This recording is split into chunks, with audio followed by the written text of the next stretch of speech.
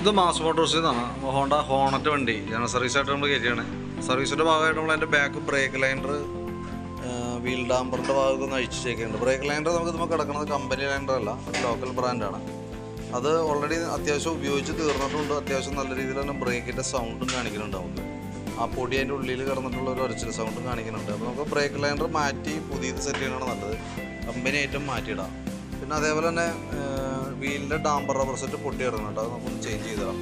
പിന്നെ ചെയിൻ്റെ ഭാഗം നമ്മളൊന്ന് അഴിച്ച് ചെയിനൊന്ന് ലൂബ് ചെയ്ത് കയറ്റേണ്ടതായിട്ടുണ്ട്. ചെറിയൊരു സൗണ്ട് വേരിയേഷൻ കാണിക്കുന്നുണ്ട്. എയർ ഫിൽറ്റർ നമുക്ക് ഇതുമ്പോൾ കിടക്കുന്നത് എയർ ഫിൽറ്റർ ഡ്യൂപ്ലിക്കേറ്റ് ഫിൽറ്ററാണ് കേട്ടോ. അത് കൈയോടെ മാറ്റി കളയാം. കാരണം ഞാൻ ഈ ഒരു ഫിൽറ്ററൊക്കെ വെച്ചിട്ട് നമുക്ക് കിട്ടുന്ന പണി എന്ന് പറഞ്ഞാൽ നല്ല രീതിയിലുള്ള കംപ്ലയിൻറ്റ്സ് ആയിരിക്കും നമുക്ക് വരാം.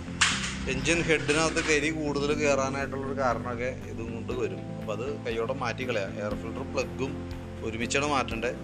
അപ്പോൾ എയർ ഫിൽറ്റർ എന്തെങ്കിലും നമുക്ക് മാറ്റിയിടണം. കാരണം ഞാൻ ഈ ഫിൽറ്റർ ഇട്ട് കഴിഞ്ഞാൽ ഉറപ്പായിട്ടും നമുക്ക് തൊട്ടടുത്ത് പണി കിട്ടാനുള്ള സാധ്യതയുണ്ട്. പിന്നെ അതേപോലെ തന്നെ ബാറ്ററിയുടെ ഭാഗം നമ്മളൊന്ന് ചെക്ക് ചെയ്തുകൊണ്ട് ബാറ്ററി നമ്മൾ വോൾട്ട് ചെക്ക് ചെയ്യുമ്പോൾ 12.74 വോൾട്ട് കാണിക്കുന്നുണ്ട്. ഇതും ഇരിക്കുന്ന ബാറ്ററി 5 ആമ്പിയറിൻ്റെ SF-ൻ്റെ ബാറ്ററി ഇതും ഇരിക്കണം. അപ്പോൾ ബാറ്ററി നമ്മളൊന്ന് ടെസ്റ്റ് ചെയ്ത് നോക്കുന്നുണ്ട്. ബാറ്ററിയുടെ കറക്റ്റ് സ്റ്റാറ്റസ് അറിയാനായിട്ട് നമുക്ക് പറ്റും. ചെക്കിങ്ങിലേക്ക് കൊടുക്കുന്ന സമയത്ത് ബാറ്ററി ഡാമേജ് ആയിട്ട് കാണിക്കാം. അപ്പോൾ സെൽഫ് കാര്യങ്ങളൊക്കെ വർക്ക് ചെയ്യുന്നുണ്ടെങ്കിൽ പോലും എപ്പോൾ വേണമെങ്കിലും സെൽഫിൻ്റെ ഒരു കംപ്ലൈൻറ്റ് കാണിക്കാം. കാരണം ബാറ്ററി ടെസ്റ്റിൽ ഫെയിൽഡായിട്ടാണ് കാണിക്കുന്നത്. അപ്പോൾ ചിലപ്പോൾ കുറച്ച് തൊട്ടടുത്ത് കാണിക്കാം, അല്ലെങ്കിൽ കുറച്ച് ഡ്യൂറേഷൻ കിട്ടിയേക്കാം. പക്ഷെ എന്നാൽ പോലും ബാറ്ററി വലിയ താമസിച്ചാണ്ട് കംപ്ലൈൻറ്റിലേക്ക് വരും കേട്ടോ. പിന്നെ അതേപോലെ വണ്ടി നമ്മൾ സ്റ്റാർട്ട് ചെയ്തിട്ട് ഇടയ്ക്ക് കൊണ്ട് നിർത്തുന്ന സമയത്തും വണ്ടി ഇടയ്ക്ക് ഓടിക്കൊണ്ടിരിക്കുന്ന സമയത്തൊക്കെ ചെറിയൊരു സൗണ്ട് വേരിയേഷൻ വന്നിട്ടുണ്ട് എഞ്ചിൻ്റെ ഈ ഹെഡിൻ്റെ ഈ ഭാഗത്ത്.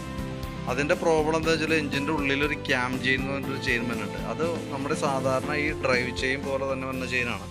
അതിനും ഈ പറഞ്ഞ രീതികൾ അതിൻ്റെ ഉള്ളിൽ തേയ്മാനം ഉള്ളത് കൊണ്ട് തന്നെ ഇടയ്ക്ക് ലൂസാവും, ചെയിനിൻ്റെ വലിച്ചിൽ കാര്യങ്ങളൊക്കെ കാണിക്കും. അങ്ങനെ വരുന്ന സമയത്ത് അത് അഡ്ജസ്റ്റ് ചെയ്ത് കൊടുക്കാനായിട്ട് ഇവിടെ വന്ന ടെൻഷണർ യൂണിറ്റാണ്. നമ്മൾ ഈ ചെയിൻ മാനുവലായിട്ട് നമ്മൾ ചെയ്യണമെന്നുണ്ടെങ്കിൽ ഇത് ഓൾറെഡി ഈ ഒരു യൂണിറ്റ് വെച്ചിട്ട് ഓട്ടോമാറ്റിക്കായിട്ടാണ് ചെയ്യുക. അപ്പോൾ അതിൻ്റെ ഒരു കപ്പാസിറ്റി എന്ന് പറഞ്ഞു കഴിഞ്ഞാൽ ആ ചെയിൻ ലൂസായി വരുന്നതിൻ്റെ അനുസരിച്ചിട്ടാണ് അത് ഇറങ്ങി വന്നിട്ടാണ് അത് നിൽക്കുക. ഇപ്പോൾ ശരിക്കും അതിൻ്റെ ആ വർക്കിംഗ് സിസ്റ്റം ഫെയിൽഡ് ആയതുകൊണ്ട് തന്നെ ഓൾറെഡി സൗണ്ട് വേരിയേഷൻ കാണിക്കുന്നുണ്ട്, ചിലമ്പൽ സൗണ്ട് കാണിക്കുന്നുണ്ട്. അത് 2 കാരണം കൊണ്ട് വരും. ഒന്ന്, ചെയിൻ നമുക്ക് പരിധിയിൽ കൂടുതൽ തേയ്മാനം വന്ന് ലൂസായിട്ടുണ്ട്, ചെയിൻ വലിച്ചിൽ വന്നിട്ടുണ്ടെങ്കിൽ പുതിയ ടെൻഷണർ ഇട്ടാലും നിൽക്കില്ല, കാരണം അതും കംപ്ലയിൻറ്റ് വന്നു. നേരെ മറിച്ച് ഈ ടെൻഷണർ യൂണിറ്റിൻ്റെ കംപ്ലയിൻറ്റും കൊണ്ടും സാധാരണ രീതിയിൽ വരാറുണ്ട്. കാരണം അതിൻ്റെ ഉള്ളിൽ വന്ന ലോഡ് മൊത്തം ആ യൂണിറ്റ് എടുക്കുന്നുണ്ട്. അപ്പോൾ അതും പ്രകാരവും ആ യൂണിറ്റ് കംപ്ലയിൻറ്റ് വരാറുണ്ട്.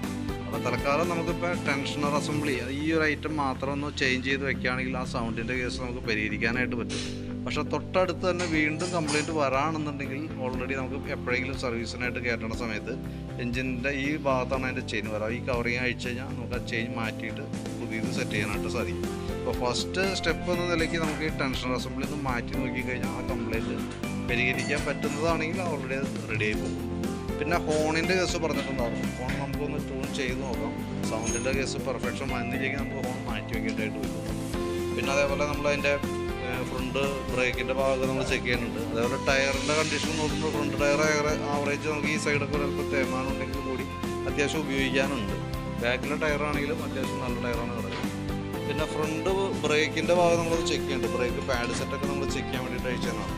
അത്യാവശ്യം പാഡൊക്കെ നമുക്ക് ഉപയോഗിക്കാനുണ്ട്, നല്ല പാഡാണ്. നമുക്ക് ഈ കാലിപ്പർ ബ്രാക്കറ്റ് നമ്മൾ അഴിച്ച് ഗ്രീസ് ചെയ്യുന്നുണ്ട്. കാരണം കാലിപ്പർ ബ്രാക്കറ്റ് എപ്പോഴും ഫ്ലെക്സിബിൾ ആയിരിക്കും. നമുക്ക് ബ്രേക്കിൻ്റെ ആ ഒരു കറക്റ്റ് ഫീലിംഗ് കിട്ടണമെന്നുണ്ടെങ്കിൽ ഓൾറെഡി അത് ടൈറ്റ് വരാൻ പാടില്ല. അപ്പോൾ നമ്മൾ അഴിച്ച് നോക്കുമ്പോൾ അതിൻ്റെ ആ റബ്ബറുകളൊക്കെ ശരിക്കും പറഞ്ഞു കഴിഞ്ഞാൽ ഓവലായ കണ്ടീഷനിലേക്ക് ബഡ്ജായിട്ടൊക്കെ വന്നിട്ടുണ്ട്. അപ്പോൾ അതൊന്ന് മാറ്റി റീസെറ്റ് ചെയ്തേക്കാം. അതേപോലെ തന്നെ പാഡ് നമുക്കൊന്ന് ക്ലീൻ ചെയ്ത് കയറ്റിയിടാം. സ്പാർക്ക് പ്ലഗിൻ്റെ കേസ് പറഞ്ഞ പോലെ പ്ലഗും എയർ ഫിൽറ്ററും കൂടി ഒരുമിച്ചാണ് നമ്മൾ സാധാരണ രീതിയിൽ മാറ്റേണ്ടി വരാറ്. ഇപ്പം നമ്മൾ എയർ ഫിൽറ്റർ മാറ്റിയാൽ പോലും അടുത്ത 10,000 കിലോമീറ്റർ കഴിയുമ്പോൾ എയർ ഫിൽറ്ററും പ്ലഗും വീണ്ടും ചേഞ്ച് ചെയ്യേണ്ടതായിട്ട് വരും. എൻജിൻ ഓയിലിൻ്റെ കേസ് നിലവിലൊന്നും പറഞ്ഞിട്ടില്ല. പക്ഷേ എങ്കിൽ കൂടി നമുക്കത് നോക്കേണ്ട സമയത്ത് ചെക്ക് ചെയ്യുമ്പോൾ നല്ല ഓയിലായിട്ടാണ് കാണുന്നത്. സാധാരണ നമുക്കൊരു ഓയിൽ ചേഞ്ച് എന്ന് പറഞ്ഞു കഴിഞ്ഞാൽ 3000 കിലോമീറ്ററാണ് ഓയിലിൻ്റെ നല്ലൊരു കാലാവധി എന്ന് പറയുന്നത്. അപ്പോൾ നോക്കുമ്പോൾ പ്രത്യക്ഷത്തിൽ അങ്ങനത്തെ ഒരു കളർ ചേഞ്ച് നമുക്ക് തോന്നലില്ല. 100% നമുക്ക് കളർ നോക്കിയിട്ടൊന്നും പറയാൻ പറ്റില്ല. എങ്കിൽ കൂടി ഏകദേശം ഒരു ഐഡിയ കിട്ടും. അപ്പോൾ നോക്കുമ്പോൾ വലിയ കുഴപ്പം തോന്നണില്ല. പിന്നെ അതേപോലെ തന്നെ ഈ ആക്സിലേറ്ററിൻ്റെ കേബിൾ നമുക്ക് ഇതിപ്പോൾ കിടക്കുന്നത് കമ്പനി കേബിളൊന്നുമല്ല, ടൈറ്റ് കാണിക്കുന്നുണ്ട്. അപ്പോൾ നമുക്കതൊന്ന് അഴിച്ച് മാറ്റി പുതിയ നമ്മുടെ കമ്പനി ജെനുവിൻ പാർട്സ് യൂസ് ചെയ്യാം. അപ്പോൾ ആക്സിലേറ്റർ ഇപ്പോൾ തിരിക്കുമ്പോൾ തന്നെ നല്ല ടൈറ്റ് കാര്യങ്ങളൊക്കെ കാണിക്കുന്നുണ്ട്. അപ്പോൾ അത് നമുക്ക് കേബിളൊക്കെ മാറ്റി കഴിഞ്ഞാൽ കറക്റ്റ് ആയിക്കോളും. നിലവിൽ ഇതൊക്കെയാണ് സർവീസുമായി ബന്ധപ്പെട്ട് വരുന്ന ഡീറ്റെയിൽസുകൾ. അപ്പോൾ നമുക്ക് അതിൻ്റെ മാറ്റുന്ന പാർട്സുകൾ ജസ്റ്റ് ഒന്നുകൂടി ഞാൻ ജസ്റ്റ് ഒന്ന് പറയാം. ബാക്കിലത്തെ ബ്രേക്ക് ലൈനർ നമ്മൾ ചേഞ്ച് ചെയ്തിടുന്നുണ്ട്. അതേപോലെ തന്നെ വീലിൻ്റെ ഡാമ്പർ റബ്ബർ സെറ്റ് മാറ്റിയിടുന്നുണ്ട്. എയർ ഫിൽട്ടർ പ്ലഗ് ചേഞ്ച് ചെയ്യേണ്ടതായിട്ടുണ്ട്. പിന്നെ അതേപോലെ തന്നെ ഈ ബൂട്ട് സെറ്റ് ചേഞ്ച് ചെയ്യുന്നുണ്ട്. ബൂട്ട് സെറ്റ് മാറ്റുന്നുണ്ട്. ആക്സിലേറ്ററിൻ്റെ കേബിൾ നമ്മളൊന്ന് ചേഞ്ച് ചെയ്യുന്നുണ്ട്. ഇത്രയായിട്ടാണ് മെയിനായിട്ട് നമുക്ക് ചെയ്യേണ്ടി വന്ന വർക്ക് കേട്ടോ. പിന്നെ ഹോണിൻ്റെ കേസ് ഈ പറഞ്ഞ രീതിയിൽ കിടന്ന് ട്യൂൺ ചെയ്ത് നോക്കാം. റെഡി ആയില്ലെങ്കിൽ മാത്രം നമുക്കത് മാറ്റുന്നതിനെ പറ്റി ചിന്തിക്കാം. അതിൻ്റെ ഒരു എസ്റ്റിമേറ്റ് അപ്പോൾ നോക്കിയിട്ട് ഒരു എസ്റ്റിമേറ്റ് ഞാൻ നോക്കിയിട്ടൊന്ന് പറയാം. അപ്പോൾ വീഡിയോ കണ്ടുമ്പോൾ നോക്കിയിട്ടൊന്ന് റിപ്ലൈ ഇട്ടാൽ മതി.